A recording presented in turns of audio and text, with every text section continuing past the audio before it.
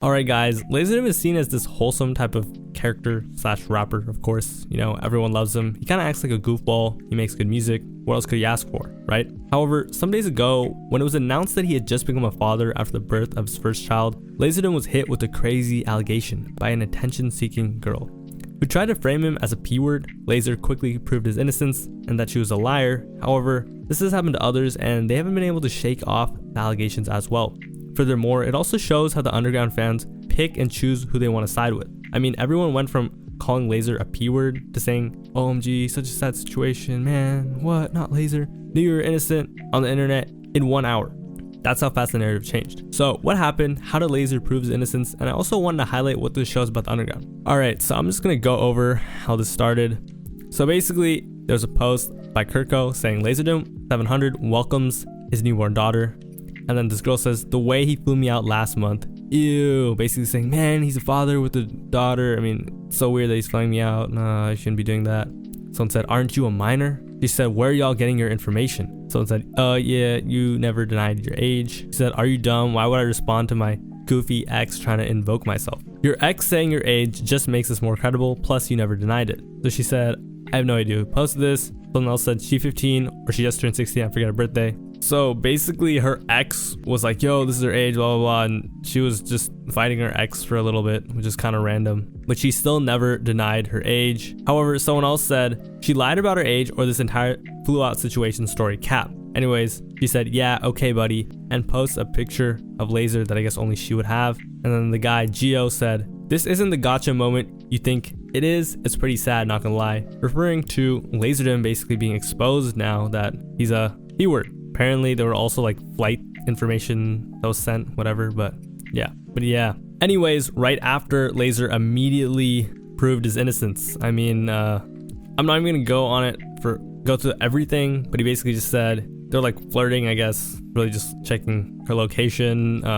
He wanted to come out to the show in Tampa. He showed that he asked for her age and all that. Then she started arguing for some reason. And he was like, yo, just post the Odd Future website. You got your clout. And he was like, you guys want me to be the bad guy so bad. And that was it, you know? And he also said that she had a fake ID, basically. The internet immediately was like, well, two things. Number one, they were like, yo, that girl's 15 years old. She does not look 15. I'm not gonna lie. Can't tell. 15 is crazy. I'm not gonna lie, but I guess she is. He also said later that he kicked her out and they never did anything, which would mean like, because you think about it, if a girl lied to you, if a girl that's 15 lied to LazerDim, who's like, I think 20, 21, 22, about her age, and they, you know, had relations, whatever you want to say, that would still be bad, right? So, you know, after it was proven it was fake, people were like, damn, this is sad. Kristoff said, this is so messed up. That's crazy, lol, but it's plenty of rappers who've been lied to. Underground just pick and choose who faces consequences. So, who's someone who the underground just pick and chooses their consequence, or sorry, who's someone who just was chosen as a horrible person and ousted from the underground? I made a video on someone recently, and honestly, he's a pretty good example, and that's SSG Kobe, who had probably the worst response. So what I will say though, I want to talk about this a little more, is I feel like it has to do with the likability of that artist, but also how they handle it. I mean, LazerDim immediately showed all proof. It was like everything was there. The girl was just yapping away, trying to like argue with him. I mean, I can show you. She was saying, yo, he never asked to see my ID. He never kicked me out of anything, blah, blah, blah, but pretty obvious he was innocent.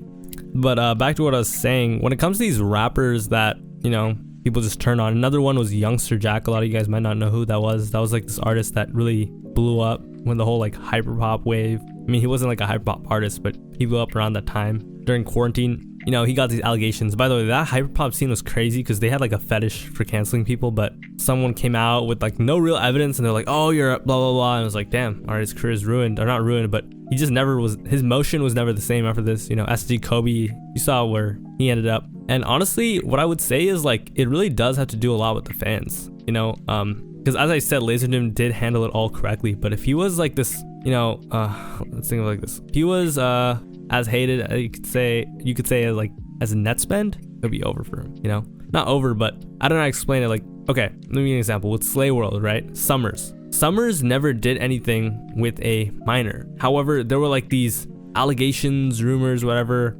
and some screenshots, and you know, screenshots can always be edited and whatnot, and everybody's like, damn, he's a P-word, right? Autumn, I guess it's different. You know, that guy, he doesn't even care. But someone like Summers, there wasn't any hard-coded proof. Of course, he never responded to it. And by the way, the route most people take when they have allegations is they actually don't respond to it. They don't respond to it at all. I'm gonna give you a super out of bounds example. Cody Ko. I don't know if you know who that is. He's a big YouTuber. He has like a podcast studio. He's a lot of stuff. He does vlogs, commentary, all these types of things.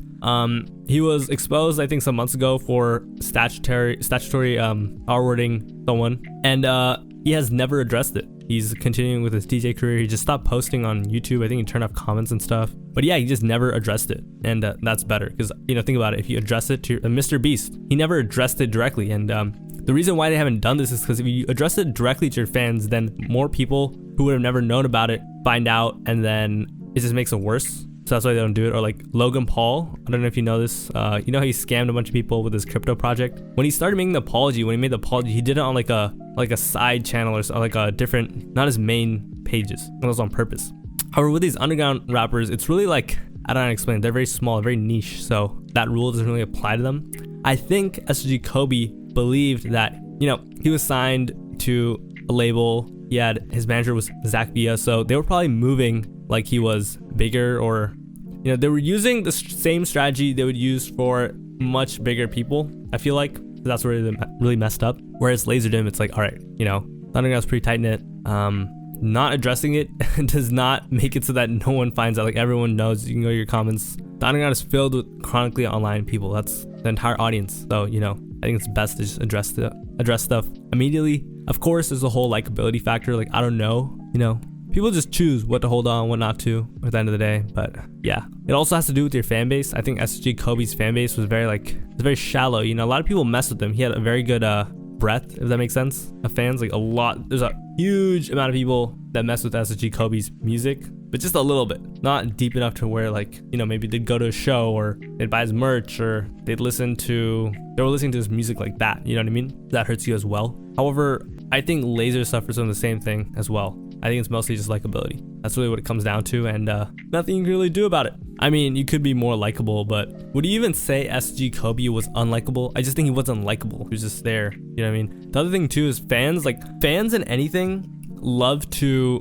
build you up and tear you down, or they love to see someone get built up and go up and then be torn down. You know, I feel like fans, they view artists from the lens of like almost as if they're watching a movie, because it really is just pure entertainment to them. And everyone that's into this type of music is super young, meaning they're super immature. Like, they don't really care about, you're not gonna have like people thinking of like certain consequences. That makes sense. You know what I mean? For example, remember when Osama got exposed for all those old videos, or like, you know, think of Jace or any one of his controversies, or trying to think of who else. Think of like Can whenever he got canceled or whatever he did. People are very quick to just jump and destroy you. You know what I mean? Another thing as well is the underground has had so many allegations, and, you know, enough have been true and even enough have not been true for it to almost become like a thing. Like, I feel like there's like a news cycle now. What's interesting is, I don't know if a lot of you guys know this, there's actually like a niche on just the internet that's into, it's like true crime, but it's like essay, it's like all these like stuff with women, basically, if you catch my drift. And there's like this whole audience for, I don't know, just that type of content, if that makes sense. Like, girls coming out about their experiences, like guys doing horrible things to them, etc. And just the whole thing being documented. And I think the reason for that is some people they're just into that type of stuff. So I think this also appeals to them, and I think maybe this scene has some similarity with those audiences, if that makes sense. But yeah, it's mostly just fans seeing everything as entertainment, and they see everyone as characters and just trying to, oh damn, what the hell? And, you know, like, you know, think about a movie. Think of someone just like, there's nothing in between. There's no real like plot other than they just go up and they just had a great career. You know, that's not as entertaining. But what if they like, you know, go up and then there's like this crazy roadblock, like, oh, what, you're this, and it's like, oh shit, and then, you know, they have like a redemption arc and this, you know what I mean? It creates a better story. So I'm just saying, obviously, when these people are just hopping on the bandwagon saying certain things, they're not thinking like that, like, oh man, this is gonna be so much cooler. But that's kind of like the thought process for how this stuff kind of goes. But anyways, yeah, that's it. All I gotta say. Have a nice day. Bye, and see you tomorrow.